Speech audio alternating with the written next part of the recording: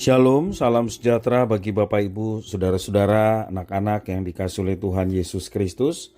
Berjumpa kembali bersama saya Pendeta Eka di dalam renungan firman Tuhan pada hari ini, hari Rabu 4 Januari 2023. Sukacita dan damai sejahtera dari Tuhan Yesus kiranya menyertai hidup kita sekalian. Puji nama Tuhan. Pembacaan firman Tuhan hari ini sampai pada pembacaan kitab Yeremia pasal 46. Kiranya firman Tuhan memberkati kita sekalian. Sebelum kita merenungkan bagian firman Tuhan hari ini, mari kita akan berdoa.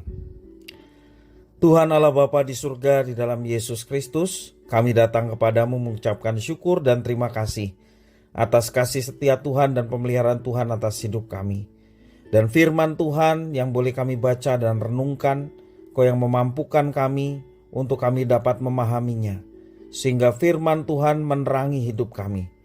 Dan Kau juga menolong kami untuk kami dapat memancarkan terang itu melalui kebenaran firman Tuhan yang kami genapi dalam kehidupan kami setiap hari. Terima kasih Bapa, inilah diri kami. Kami sedia pasang telinga dan hati kami untuk kebenaran firman Tuhan. Demi nama Tuhan Yesus kami berdoa.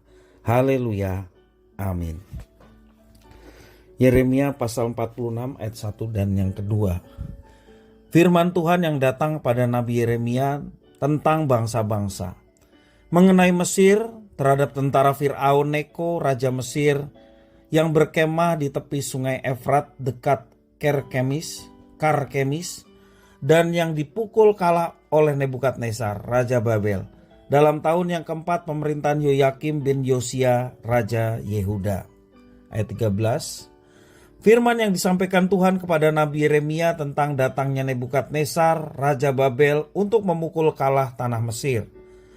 Beritahukanlah di Mesir dan kabarkanlah di Migdol. Kabarkanlah di Memphis dan di Tahpenhes. Katakanlah, ambillah tempat dan bersiaplah, sebab sekitarmu habis dimakan pedang. Mengapa Apis melarikan diri? Tidakkah sanggup sapi jantanmu bertahan? Sungguh Tuhan telah menundukkan dia. Banyak daripadamu yang tersandung dan rebah. Mereka berkata seorang kepada yang lain, marilah kita pulang kepada bangsa kita, ke negeri kelahiran kita, untuk mengelakkan pedang yang merajalela ini. Sebutlah nama Fir'aun Raja Mesir, tukang ribut yang membiarkan kesempatan berlalu. Demi aku yang hidup, demikianlah firman Raja yang namanya Tuhan semesta alam. Ia akan datang seperti gunung Tabor yang menjulang di antara gunung-gunung lain, seperti gunung Karmel yang menganjur ke laut.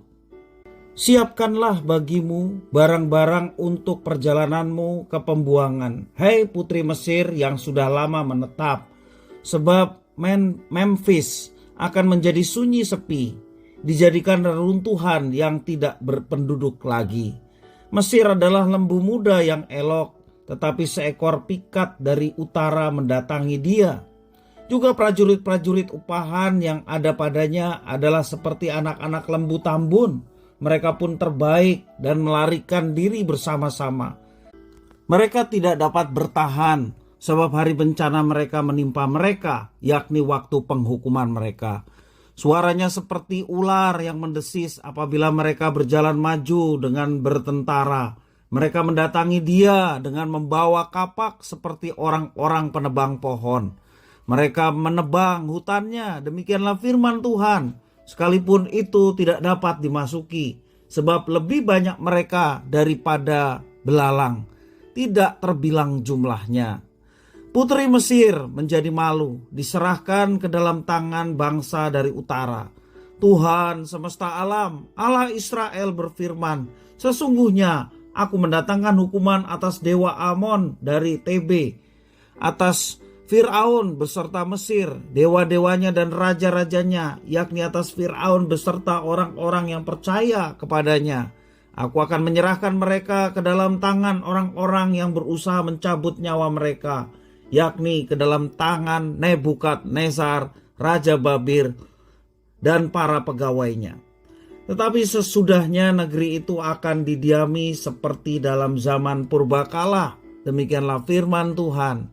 Maka engkau janganlah takut, hei hamba-Ku Yakub. Janganlah gentar, hei Israel, sebab sesungguhnya Aku menyelamatkan engkau dari tempat jauh dan keturunanmu dari negeri pembuangan mereka.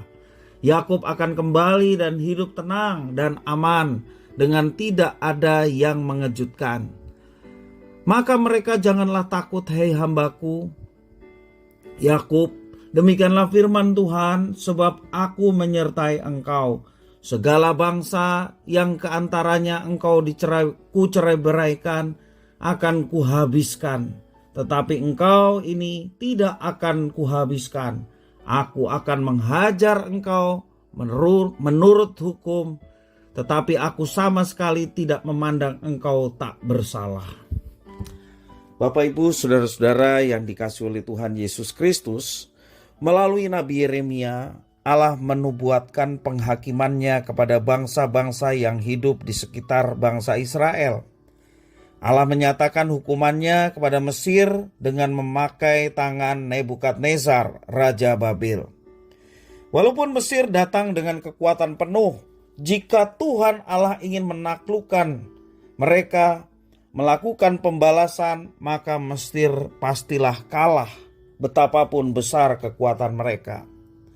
Tuhan Allah juga ingin menghukum dewa Mesir, yaitu Amon dan Tebe, serta Firaun dan seluruh pengikutnya. Itu dikatakan di dalam ayat 25-26. Bagaimana Tuhan ingin menghukum Mesir, baik dewa, raja maupun juga pengikut-pengikutnya. Tidak ada yang dapat Mesir lakukan untuk mengelak dari hukuman Tuhan. Di samping itu juga Tuhan meminta agar bangsa Israel tidak takut terhadap hukuman dari Tuhan. Saat itu orang Israel memang bergantung pada Mesir karena sebagian Israel hidup sebagai pelarian ke sana. Sebab itu mereka berharap bahwa bangsa Mesir dapat mengalahkan Babel atau Raja Nebukadnezar. Tetapi betapapun kuatnya Mesir, kalau Tuhan berkehendak kalah, mereka kalah oleh Nebukadnezar. Dalam nubuatnya, Tuhan berjanji untuk tetap melindungi bangsa Israel walaupun Mesir yang menjadi andalan mereka mendapat hukuman dari Tuhan. Tuhan menghukum Mesir karena dosanya, yaitu keinginannya untuk meluaskan kekuasaannya dengan menghancurkan bangsa-bangsa di sekitarnya. Penghukuman Tuhan menunjukkan bahwa Tuhan yang kita kenal melalui Alkitab firman Tuhan adalah Tuhan Allah yang berdaulat atas semua bangsa. Apapun yang akan Mesir lakukan tidak akan sanggup membalikan hukuman yang telah Tuhan tetapkan buat mereka. Firman ini mengingatkan kita, jika bangsa besar seperti Mesir saja tidak mampu menahan dan membalikan hukuman Tuhan, bagaimana dengan diri kita? Sebab itu kita harus hidup bertanggung jawab di hadapan Tuhan. Artinya Tuhan telah memberi firman, kehidupan dan akal kepada kita. Maka kita sebagai orang yang dipilih oleh Tuhan, orang percaya, harus menghidupi firman Tuhan dalam kehidupan kita setiap hari. Kita harus menjadi contoh atau teladan tentang hidup berdasarkan firman Tuhan. Tuhan Yesus menyampaikan firman di dalam Lukas pasal 12 ayat 48, bunyinya demikian. Tetapi barang siapa tidak tahu akan kehendak tuannya dan melakukan apa yang harus mendatangkan pukulan, ia akan menerima sedikit pukulan. Setiap orang yang kepadanya banyak diberi, daripadanya akan banyak dituntut. Dan kepada siapa yang banyak dipercayakan, daripadanya akan lebih banyak dituntut. Bapak, Ibu, saudara-saudara, mari kita sebagai orang percaya yang mempunyai tanggung jawab lebih besar daripada yang lain, yakni kita mau melakukan apa yang kita percaya. Jika ada hukuman Tuhan atas kita, ingatlah bahwa Ia ingin mengkoreksi sikap kita supaya kita menjadi lebih benar dan akan menolong kita untuk semakin berkenan kepadanya. Hukumannya bersifat disiplin untuk mengembalikan kita supaya kita kembali kepada apa yang dikehendaki oleh Tuhan. Karena Tuhan menuntut umat yang dipilihnya, yang dijamin keselamatan kepadanya, hidup untuk Tuhan, bukan untuk dirinya sendiri. Tuhan ingin bahwa hidup kita yang telah dibeli olehnya melalui Yesus Kristus, kita persembahkan untuk dapat melayani Tuhan. Ia adalah Tuhan yang pengasih dan penyayang, tetapi dia juga Tuhan yang menuntut setiap orang-orang yang telah ditebusnya untuk mempersembahkan hidupnya bagi kemuliaan Tuhan. Bapak, Ibu, Saudara-saudara yang dikasihi oleh Tuhan, firman-Nya telah jelas. Barang siapa mendapatkan karunia, barang siapa mendapatkan berkat yang dipercayakan kepadanya, daripadanya lebih banyak dituntut. Kita sudah mendapatkan karunia, kita sudah mendapatkan berkat, pilihan Tuhan, keselamatan, itulah yang menjamin kehidupan kita. Maka Tuhan ingin apa yang sudah Tuhan anugerahkan kepada kita wujud nyatakan dalam kehidupan yang seturut dengan rencana dan kehendak-Nya. Kita mau hidup untuk Tuhan, karena hanya dengan itu nama Tuhan dipermuliakan. Dan penyertaan berkat-Nya sungguh nyata bagi setiap orang yang hidupnya dipersembahkan untuk dapat melayani Tuhan. Kiranya firman Tuhan memberkati kita sekalian. Mari kita berdoa. Tuhan Allah Bapa di surga, terima kasih atas firman Tuhan. Mampukan untuk kami dapat mengerjakannya dalam hidup kami, sehingga nama Tuhan dipermuliakan. Tak kalah firman yang kami dapatkan, yang kami dengar setiap hari, kami laksanakan, bukan dengan terpaksa, tetapi karena tanggung jawab kami sebagai umat pilihan Allah untuk memuliakan Tuhan dengan menggenapi firman Tuhan dalam hidup kami setiap hari. Terima kasih Bapa, inilah doa, ucapan syukur kami. Demi nama Tuhan Yesus kami berdoa. Haleluya. Amin.